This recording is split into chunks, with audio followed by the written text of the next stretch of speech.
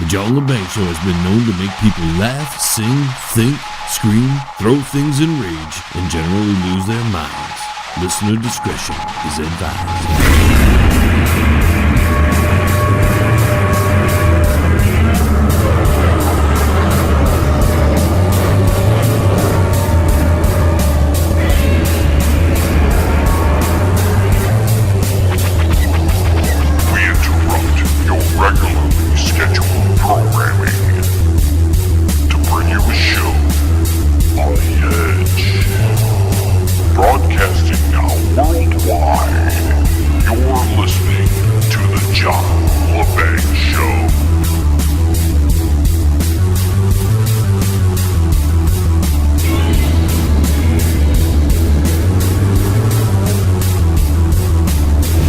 Greetings, Earthlings, and alert the media. This week's John Lebang Show starts now. Well, the religion of pieces is at it again. Another attack inside the country of the United Kingdom. The Prime Minister has declared that the Army is going to take over some strategic spots in the country, and they're going to increase the police force on top of it. Even though the bomb, which seems to have failed for the most part, I mean, there were several people who were injured, but overall it didn't kill anybody. It didn't wreak major havoc. Most of the injuries, from what I'm reading about, are from people running for their lives.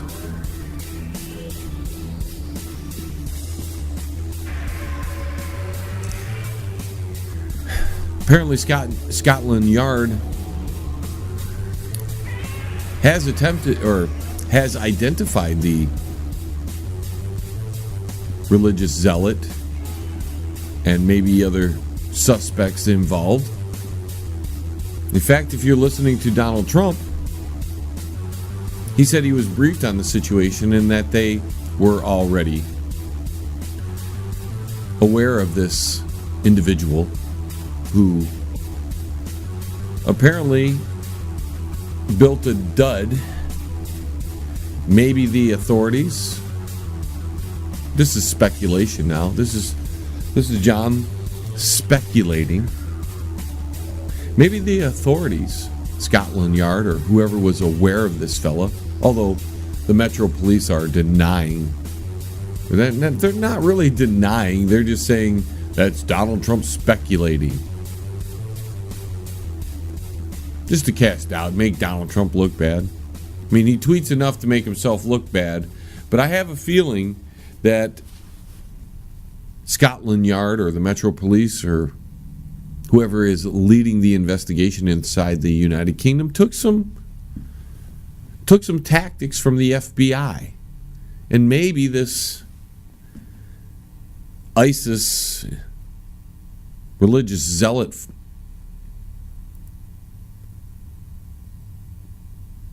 got some instructions, maybe even, I don't know. Because we know a lot of times that these agencies know about these fellows, these terrorists, beforehand, and either do nothing about it, or they, this gets me, they help them along so they can entrap them. It's like if you're going to go through the hassle of entrapping people, and I'm not saying that's what happened here in the United Kingdom, but if you're going to go through the trouble of entrapping them, why spend all that money and just arrest the fella, deport him, whatever?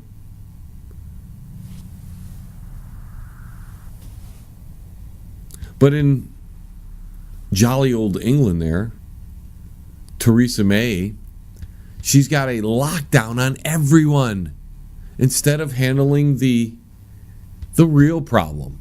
And that's the religion of pieces, which seems to have a major grudge against the entire world. They're very unhappy. What they're unhappy about I couldn't tell you.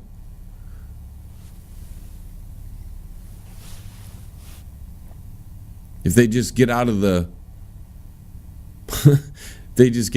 dark ages and join the rest of the world in modernizing your thinking, we wouldn't have all these attacks and failed attacks like we did here. And this was a failed attack. And yet it was a failed attack. Theresa May, the so-called liberal, is pretty much putting in martial law. I mean, that's what we would call it here in the United States if the military was running around guarding places and then the police presence was increased. That's what we would call it. It'd be a form of martial law. Over a failed attempt. We had all these other attempts and they didn't do this. Now their terror alert is at the highest ever. Big time, there's a big problem. Maybe there's more attacks coming. And there might be. But see, here's the problem. If they know there are attacks coming, why do they let them happen? Why do they let them happen? Or how do they happen? Because they're going to tell you, oh, we don't let them happen. But if you know about something in advance and you do nothing about it to stop it, I mean, the least you could do is put an APB out on the supposed suspects who you think are going to do something and let the general public get involved to catch these guys before they do something. If you really wanted to catch them. See, the average person has got to be confused at this time. Why can't these governments, with all this increased security, with all this increased surveillance, knowing who the enemy fully is, yet they don't identify them directly, how they can't prevent these wicked attacks on centers, population centers, transit centers, where people congregate, where people go to have a good time or to travel. If these governments know these people are out there, have high terror alerts, are suspecting somebody, and they let it happen, we're supposed to just accept it, and it's become the norm. But if they're doing these sort of things, yet they're not producing or being able to stop all these guys, I mean, the surveillance is insane.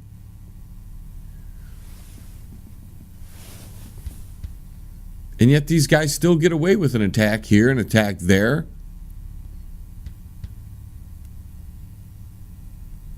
You know who the vast majority of these people, what religion they're from, or what belief structure they're from, what community they hang out in?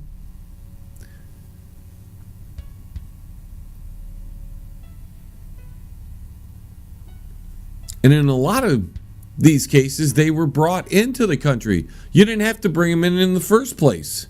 You could have denied them passage to your country in the first place. See, if something's going on in your house and you're unaware of it and it becomes a major problem, who's going to suffer for it? You, right? Well, these governments, these political agencies, they never feel the wrath of their mistakes. And if you ask me, even though this was a failed attempt by some kind of ISIS wannabe or ISIS affiliated cell group, if that's the case,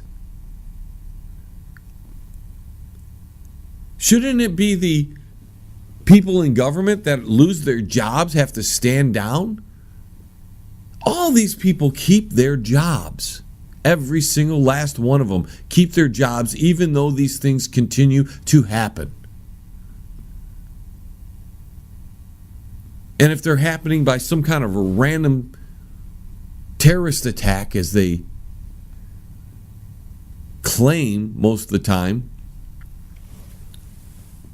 I mean, now we're on bucket bombs.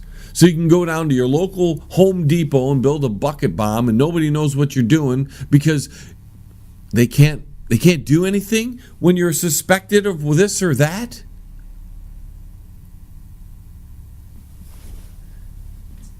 And am I saying arrest these guys without probable cause? No.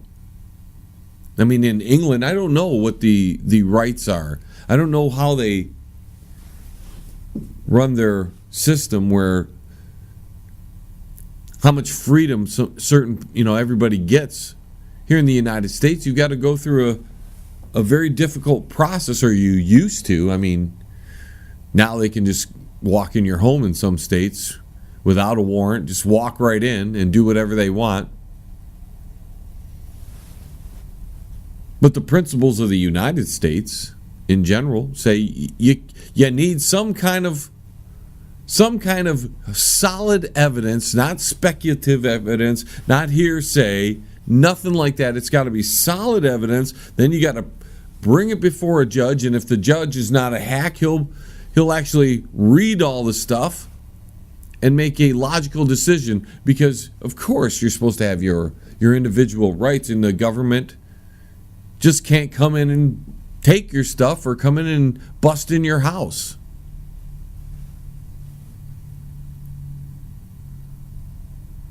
But when you know these suspects, which in a lot of cases here in the United States, and I'm speculating again, that the United Kingdom is very much the same way. They know the troublemakers in the making. They keep a tab on these guys. They keep a tab on all of us. They know what we're all doing. With a little Google searching, you tell your whole life out there. I mean, all these countries and governments, they work hand in hand with the tech companies like Google and Facebook and all that, the social medias. They know what's going on. They know what's going on. Yet these things continue to happen. Are they inept? Because if they're inept, then they should be fired from their job. Most of us would be fired from our job if we were this horrible at running it or doing it.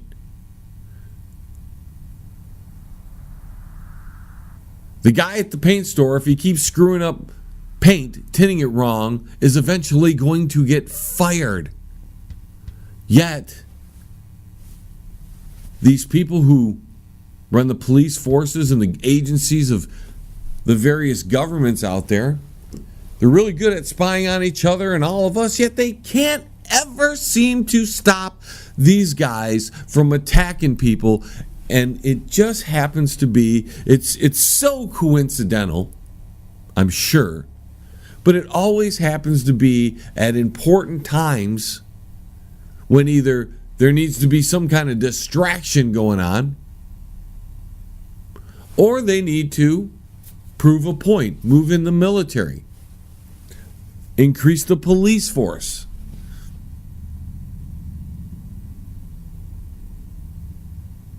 Time and time again, I tell you that you can't trust these guys in government. Yet, when this stuff happens, we run right to them and we listen to them and we hear, oh, we're trying to do this, we've got a suspect in this and that and that. And I'm like, what's wrong with the American people, the people in England, who think these politicians, these government officials, in whatever agency you want to name,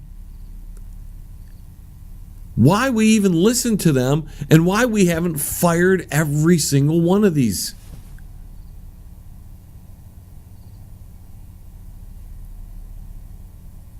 Seriously, the head of the agency that knew about this guy and yet did nothing. And what do you do, by the way? We'll get to that here in a minute. But the agency that did nothing, the head of that agency fired, get the hell out, and make him publicly embarrass him for being a loser.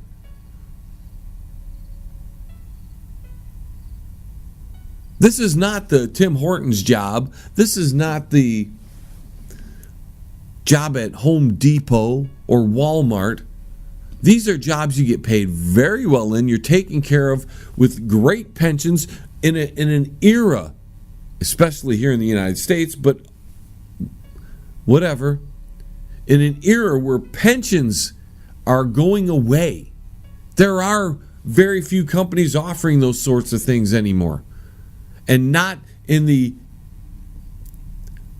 great amounts that they did in the past.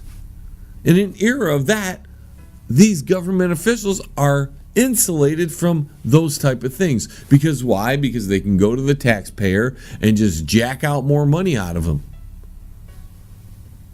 And we have to perpetually pay for people who are primarily incompetent at their job. Or, even worse, and this is where I think most of them are, but we're speculating again. Even worse, they're in cahoots with this whole thing. Compliant. And it's us, the little people, who have to suffer, who have to endure the increased surveillance, who have to walk around knowing that the military and the police are now at every corner, on high alert, and don't step out of line. Yet we have a community that they can target. They can go, this community is producing the vast majority. And I'm not talking 60% or 70% or even 80% of the terrorist attacks across the planet. No, they're up in the 99% range. We know who they are. For Pete's sakes, most of these countries are so stupid, they bring them in. They import these people into the country. And they tell you it's for some humanitarian reason, or it's for, they got not enough people to fill the job, so you got to bring people in from other countries.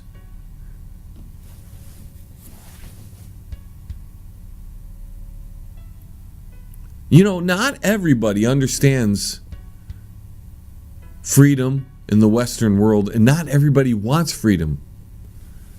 And as you can see with Theresa May out there, instead of doing the right thing and targeting a certain community that's producing them, why don't you put more police in those areas? Make them well known that they're being watched. You don't have to bust in their house or anything. You can just put the massive presence in there. What? Oh, I know. It's not politically correct.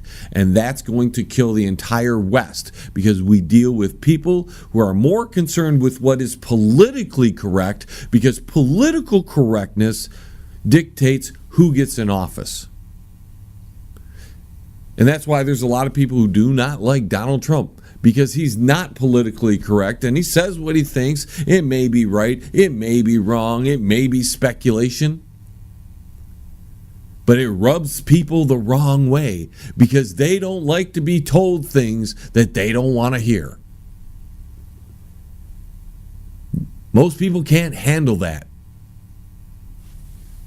Yet they'll get mad at you and get mad at the politician for lying to them, but they never want to hear the truth.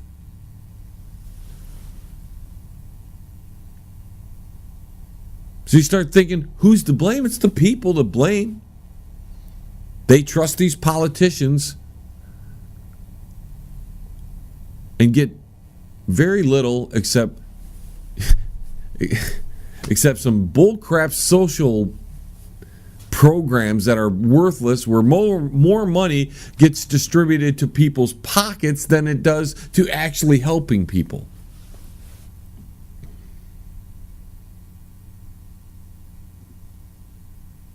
And our buddy ISIS, they're taking claim for this. And it's funny that ISIS is taking claim for this, because this was, for all intensive purposes, a failed attack. Now, if I'm a terrorist group that's been running the headlines for 4 years now? 3 years, 4 years? They're the main guys. They're like Hydra in the MCU. They're the main bad guys. I probably wouldn't take credit for a failed bombing, a bucket bombing that looks like it was put together from a Home Depot. All right, folks, we're up against a break. Don't go anywhere, as we got more to talk about this evening. I want to get into some talk about generations, human generations. That's one of the main subjects. Thank you for stopping in tonight. I know that's late. I usually give you a big welcome in the beginning. Hey, you. Yeah, you. Listening there. Don't go anywhere. The John Lebang Show is going to be right back. Just ask the hillbilly. That's right. Right after this. What about me? Maybe next time. Check out the new book from Derek Shelmerdine, Rock and Roll Unraveled. It tells the story of rock and roll from its roots right up until the mid-70s punk. Rock and Roll Unraveled. Not just the music, but also the events that shaped the music. Rock and Roll Unraveled. It includes the backgrounds to recording sessions, singles, album releases, births and deaths, epic concerts, and festivals. Rock and Roll Unraveled. Shelmerdine has made a painstaking effort to document pretty much every event that would prove significant in shaping popular music. Rock and Roll Unraveled. Purchase the book at www.rockandrollunraveled.com.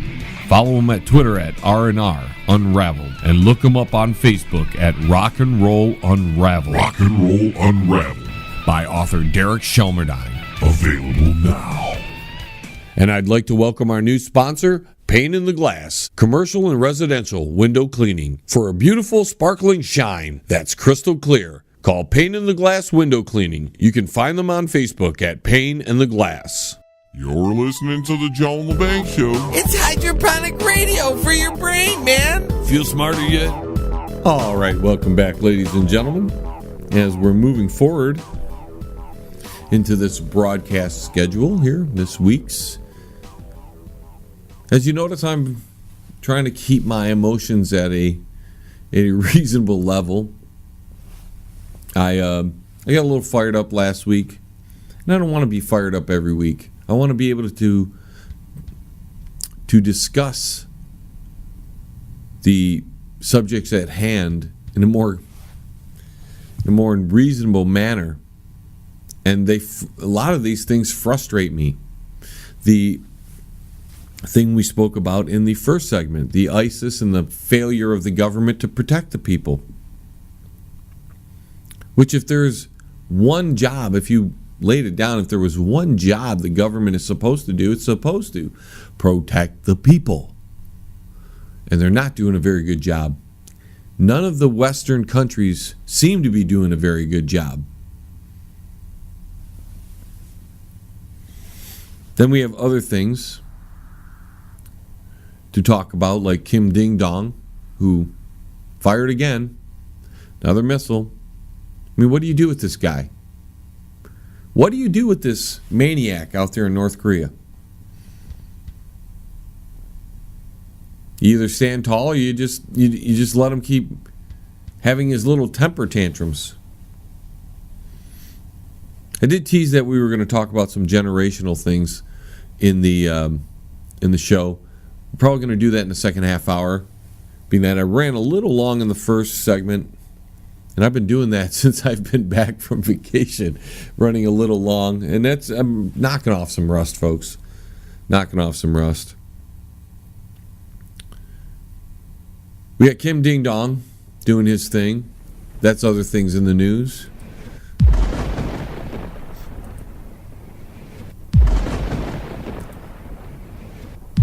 We also have, I don't know how we're going to deal with Kim Ding Dong if we keep having this problem we're having in the Navy, where our boats are being crashed into and there's nothing that seems to be There's nothing that our guys can stop it. And finally, I've been reading that they're commencing some investigations into why these tankers keep hitting our military ships, and our military ships aren't doing anything about it, and they're taking severe blows, crippling our naval fleet. And they're launching an investigation, and that it's an investigation into a cyber attack, that possibly our ships were under some kind of cyber attack at the time that these tankers rammed them. And even the tankers might have been hacked, so to speak, during these attacks. And I wouldn't doubt it, because I can't see how a commander of a ship, his watch crew, would fail to protect their vessel. I mean, one, their lives are at stake every single day being in the military. Two, they're trained to the gill. They know every possible scenario that could be trained to them. Obviously, you don't know how you deal with the situation until you're in it, but they're well trained. And yet these tankers keep hitting. I think it's 4 this year. 4 of our military vessels have been hit by oil tankers in open sea, not in these closed, these real tight channels or when they're docking. None of that. It's in open sea. So now that they're opening an investigation into cyber attacks, we have to now take into consideration that our military ships that are supposedly so advanced can be brought to their knees by a simple cyber attack. Who's doing these cyber attacks? Well, you've got the usual suspects. Could be China. Could be Russia. We've had tensions with them. Could it be North Korea? I don't know how advanced their hacking technology is. But South Korea, who is huge into the whole computer world, if you found somebody to defect to North Korea, you could have yourself a very powerful weapon at your disposal. If they, in North Korea, didn't already have people of that capability. So as I'm reading into these things that are happening, I use my brain, and our military is not as well equipped to handle the simple things. They might be able to handle the technical attacks, the straight on gun to gun attacks, fighter to fighter and all that. We might have the most advanced weapons in the world when it comes to that. But it's like the elephant and the mouse. You don't need another elephant or hippo to attack an elephant. All you need is that mouse.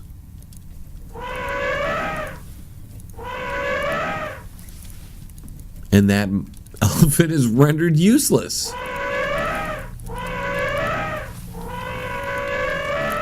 So I don't know what to say further on that, except that I think our country is very vulnerable, and the people who are so pompous to think that our advanced weaponry keeps us way above everybody else. Sometimes it's the guerrilla warfare that is the most successful, that can drag things out. Look at how advanced we are against Al Qaeda and the Taliban, and how they still exist to this day. Because they fight guerrilla warfare, a very simplified, old-fashioned style warfare.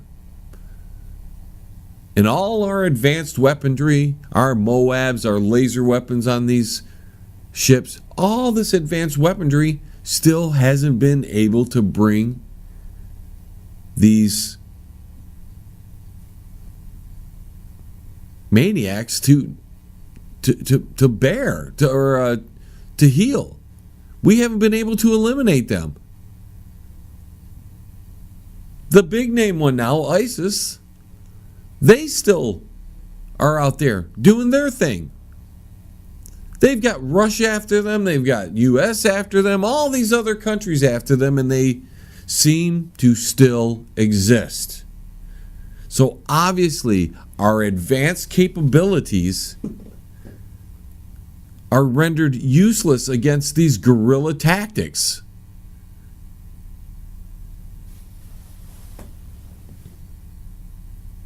And when you can slam an oil tanker into one of our millions and millions and millions of dollars worth of ship, destroyers, and other vessels that are in the naval fleet, and you can just slam into them, and there were no countermeasures against it,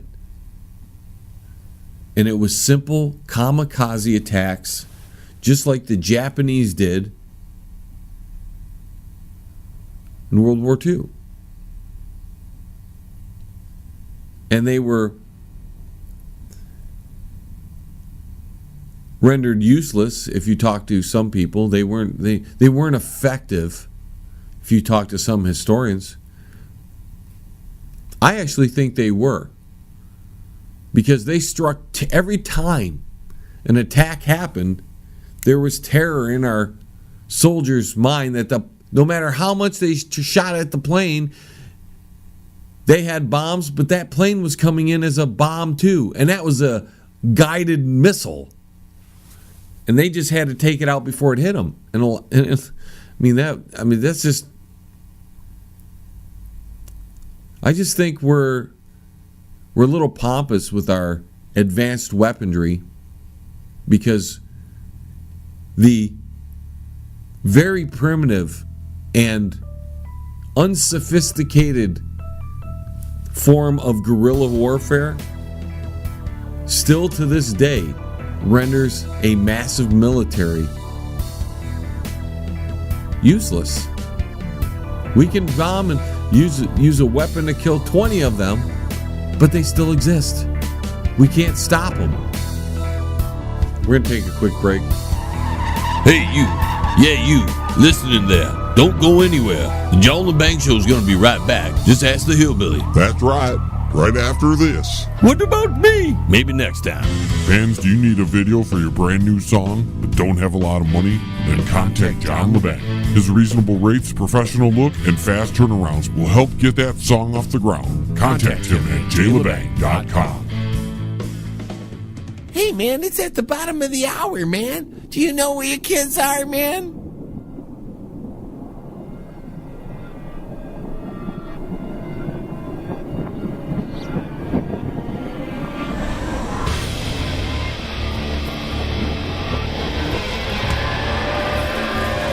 Forces of darkness, the treasonable maggots who collaborate must, can, and will be wiped from the face of the earth. And welcome back, ladies and gentlemen. Hope you're enjoying tonight's show.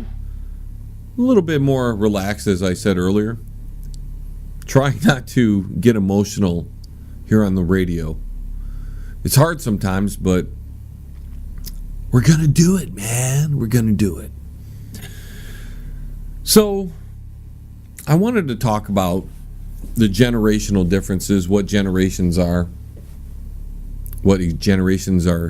still in existence, and how some generations are a little more catered to than other generations. And we go back to the pretty much we have 6 or 7 generations going on here that still pretty much exist on the planet at this time. the generation that stems from 1996 and later. They're calling the Z generation or the I generation or the Centennials.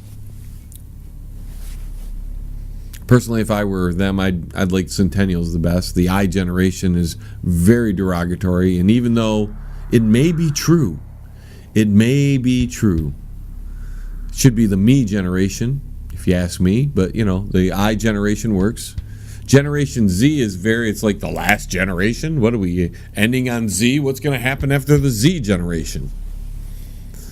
Before them, from 1977 to 1996, and believe me, ladies and gentlemen, I don't know how the generations work in foreign countries. I'm really speaking on how I see things here in the United States. I speak with a lot of young people, old people, all sorts of people from all the different generations. And so I'm really speaking from the perspective of someone in America, and even further magnified from the position of Michigan. Although with this interconnected world, you do get to see people from all parts of the world, or at least interact with them.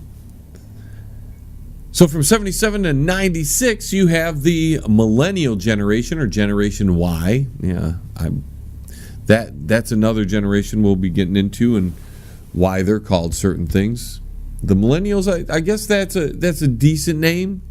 It's not very derogatory. Generation Y, I'm not sure why that is. The generation before them, Generation X, is a very small and tiny generation. For some reason, this generation they just narrowed that. They kept it so small compared to other generations. Other generations are closer to 20 years long. This generation, you get 11. You get 11 years, and that's Generation X. Those people were born from 1965 to 1976. And that's, of course, the generation I am a part of. Before that, of course, are the baby boomers. They range from 1946 to 1964. That's a big generation there. And then the generation before them, the generation that I always grew up to know as the generation called the Greatest Generation. More recently, and it's amazing that more people don't see how they've tried to put a negative mark on that generation, even though that generation did more for freedom and more for building this country than any other generation to date. That's why they were called the Greatest Generation. But no longer, ladies and gentlemen, now they're called traditionalists. That's the nice one. Or they're called the Silent Generation. The Silent Generation.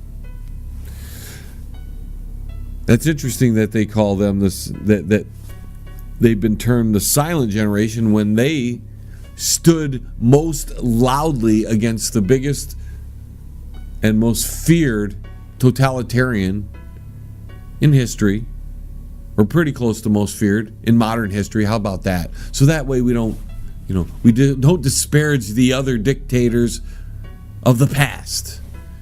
But in modern history, which is closing in on crap 100 years ago already.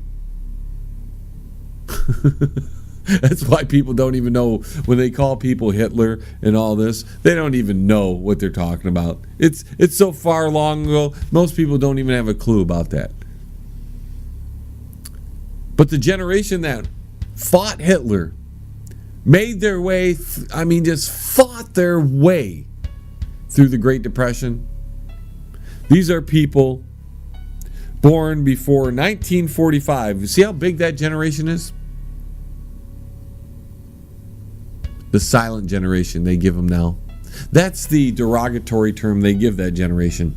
That's a generation of my grandparents, and I can tell you what, my grandparents weren't silent. My grandparents were probably the two best people I've ever known. They were respectful when they moved to the United States because they were legal immigrants. They came to the country legally. And one by one, my grandfather had to come. He had to have a sponsor here. He had to work here and show that he was a productive citizen. Then he could start bringing his family over. Unlike the immigrants of today and the people who don't know anything about how this country really was immigrated. Sure, we brought in people from all over.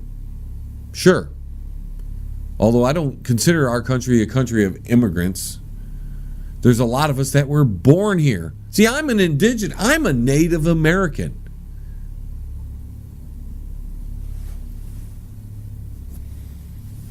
I was born here.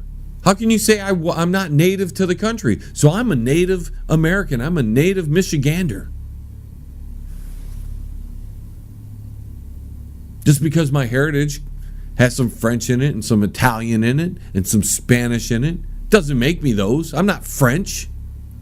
I can speak a little bit here and there, but I'm not French. I've never even been to France, and I've hardly been to Quebec, where my grandparents came from. Probably spent 4 weeks of my entire life in Quebec. Another month or two in Canada. My whole life. Maybe 3 months in Canada. So you can't call me Canadian American. I'm not a Canadian American. I'm not a Spanish American. I'm not an Italian American. Guess what? I even have Cherokee in my lines.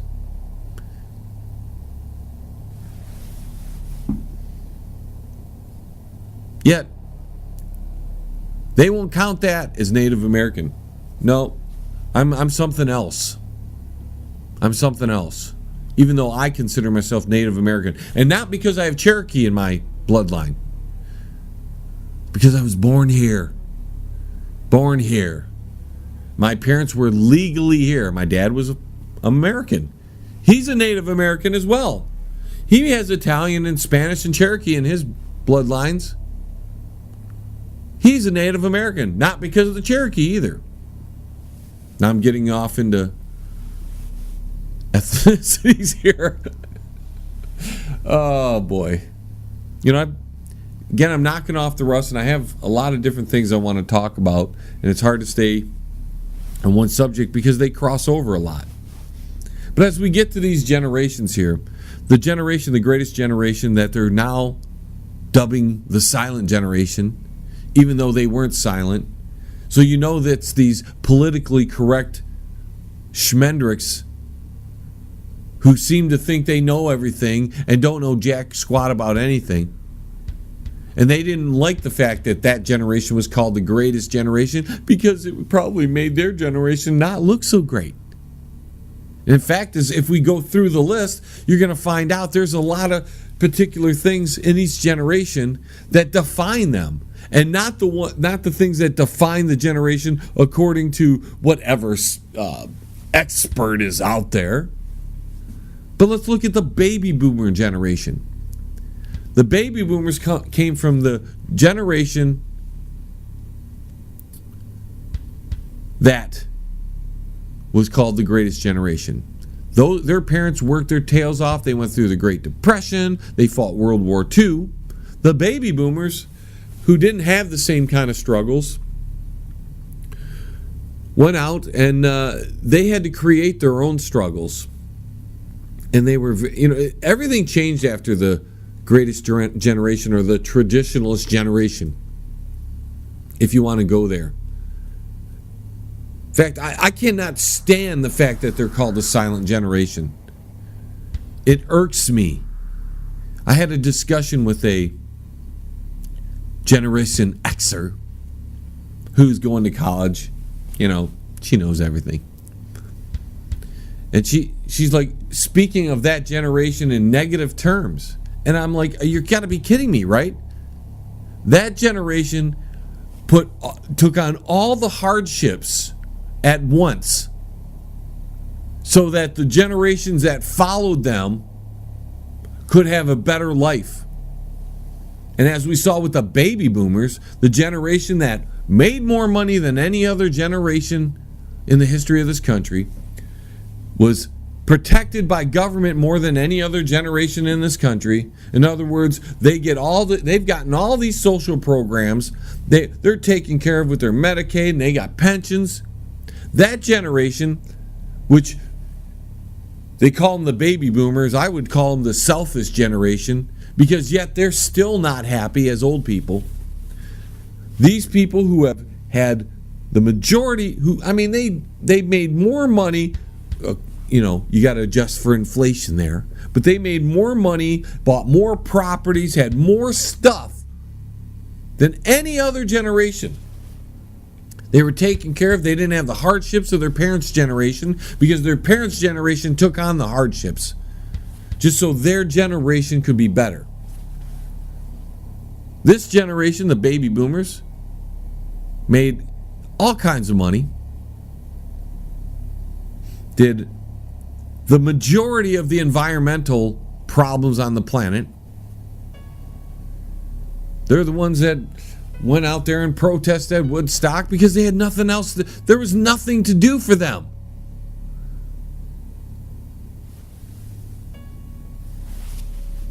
And now, as they are retiring and sucking off the system even more,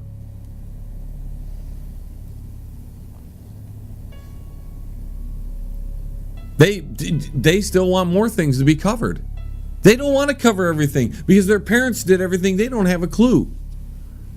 And I'm putting the whole generation together, and there are exceptions in every generation, for sure. But we're speaking as generations as a whole. We're just throwing each generation in a pot and looking at them. Now we get to my generation, the Generation Xers. And it's funny they called us the X, because this is where they first go off into the letter scheme. And it's also the time when you look at the generation, it's the smallest generation. And I've been analyzing why they called us the Xers. And I think it's because we didn't count. The baby boomers wanted so much.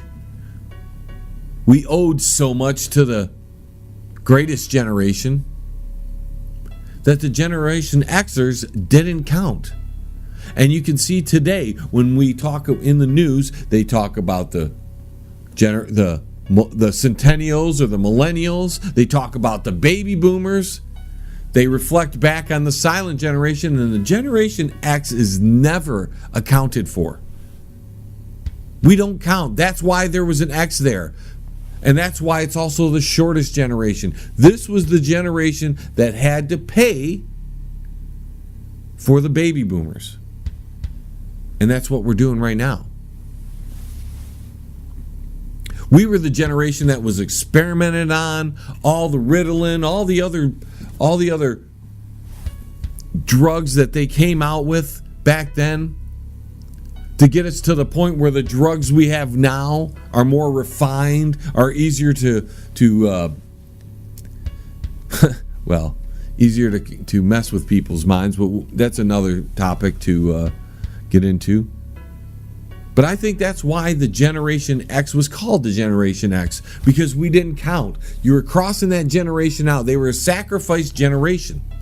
And as we can see today, the Generation Xers are never the concern of politicians.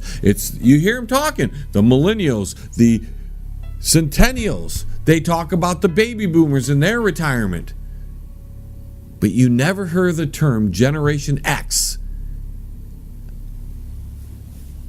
And that's because this generation was the generation that was going to sacrifice or be sacrificed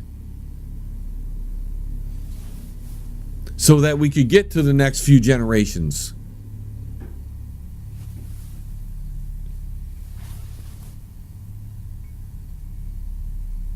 And it angers me a little bit.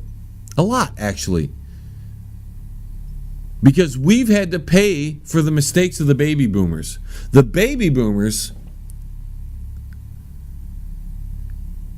were set up so nicely by their parents. You know that derogatory term, the silent generation, which really they were the greatest generation.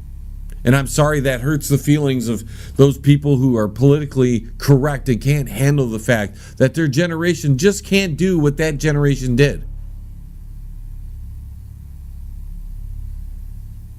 In my generation, there's a reason why it's the smallest one. It's 11 years. Every other generation is nearly 20 years long or better. They shrunk a generation there, and it's because we were the experimental generation. We didn't count. The baby boomers had taken the country, and again, I'm speaking on America primarily, had taken a country in a direction that was unsustainable, and they had to sacrifice a generation, and they made it as small as possible. We don't count.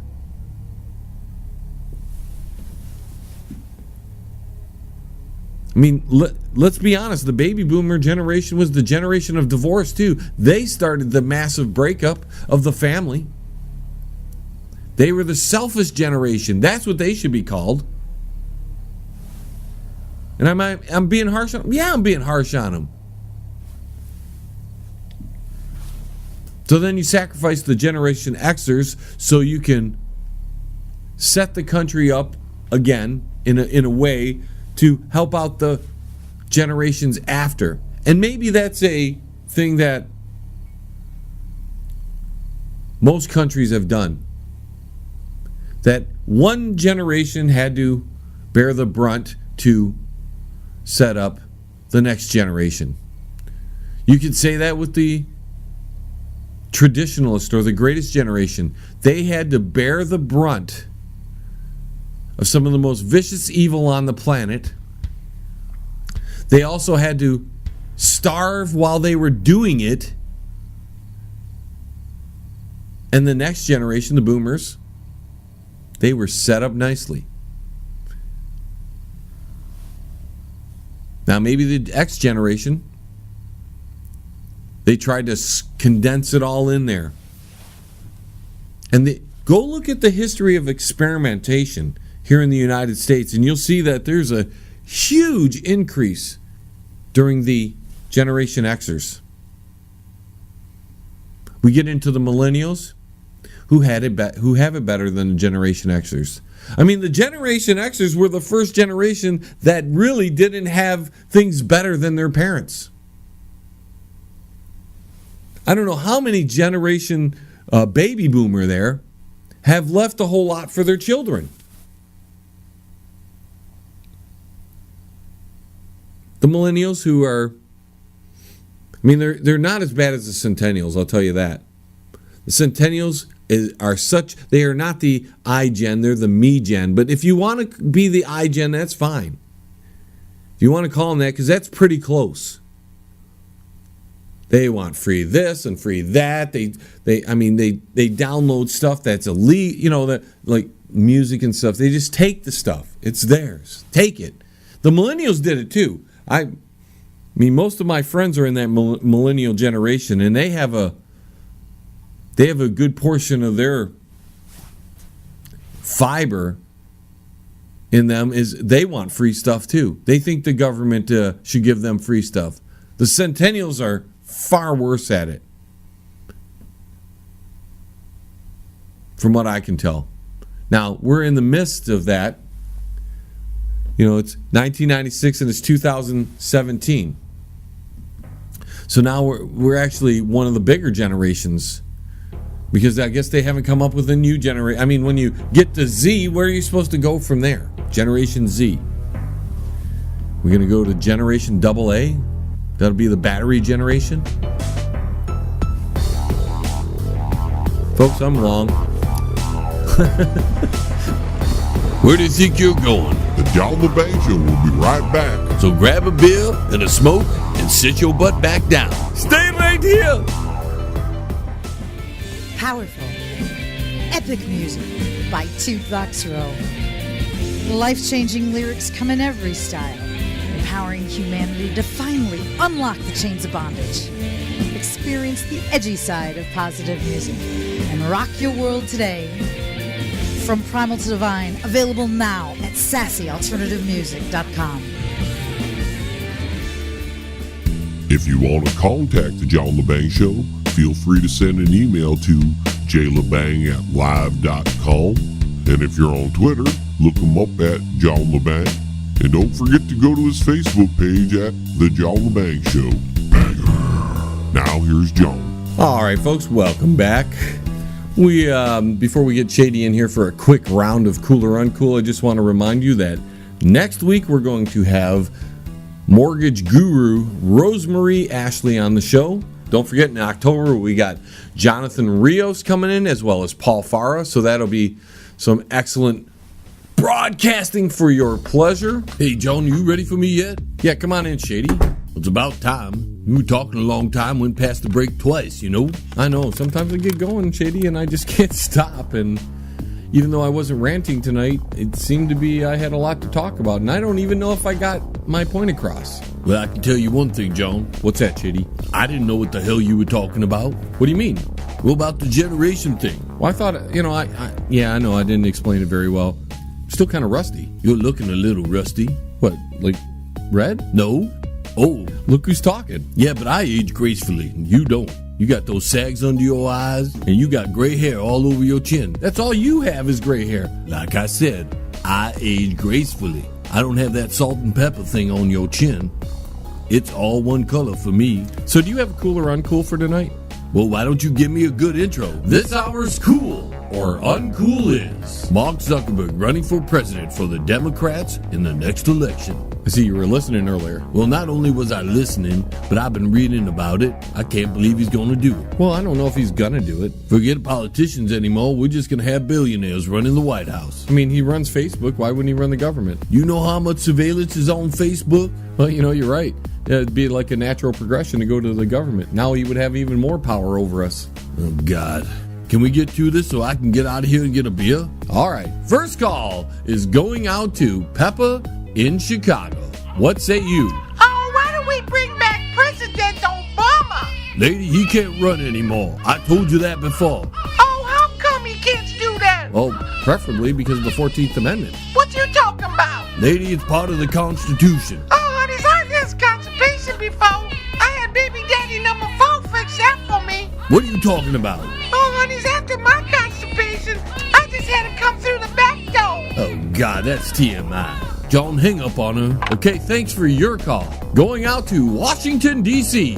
Donald, you're next. I guarantee you there's no problem. I guarantee. Thanks for your call. Blah, blah, blah. You know, I'm already sick of him. And we've got him for like 3 more years. I know. Then we got Mark Zuckerberg in. Do you really think he would win? Well, you just be promoting it all on Facebook. Would that be a conflict of interest to have all that Facebook time? Because he's the owner, he can promote it on everybody's page. I know, we're going to have to quit Facebook. John, you got to get better callers. I can't help who's calling in. Sure you can. If you had a better show, you'd have better callers. Well, I can't argue with that. By the way, what happened last week? What do you mean? Well, on one of the stations I was listening to, half the show was gone. I don't actually know what happened last week. Apparently it was some kind of technical issue or some server problem. Testicle issue? I don't know, but they were off the air again last night. For the whole night. Maybe they do have testicle issues. Do we have any more callers, John? Well, we got one left, and it's coming in from Naples, Florida. Cora, what say you? Oh, Sonny, I like to see Kid Rock as a president. Kid Rock? Oh, God. That's all we need, another musician running something. Shady, you have a good point there. Musicians aren't very good at running much, are they? Damn right. Look at your band. You mean the band we play with? No, the other band you're in. Well, it's not really a band anymore. We lost our drummer and bass player. That's what I'm talking about, John. Last thing we need is a musician running something. Well, I'm a musician and I run a pretty good thing. Yeah, well, if you say so. Well, I do say so. Listen, John, how broke are you today? Well, what do you mean? Pull out your pockets and look at how much money you got. Well, hang on, let's see. Nothing in there. Nothing in that one either. Yeah, I don't have any money. That's what I thought, John. See you later, everyone. Bye. And that's it, ladies and gentlemen, for yet another 60 Minutes. I'd like to thank all of our affiliate stations who carry the show across the many, many, many countries that we're in. Don't forget to go to my website. That's www.jlebang.com. Again, thank you all for listening. Everyone who just has been with me since the very beginning, all the new listeners. This is John Lebang. Signing off from the Banger Studios. 6, 5, 4, 3, 2, 1. We have liftoff.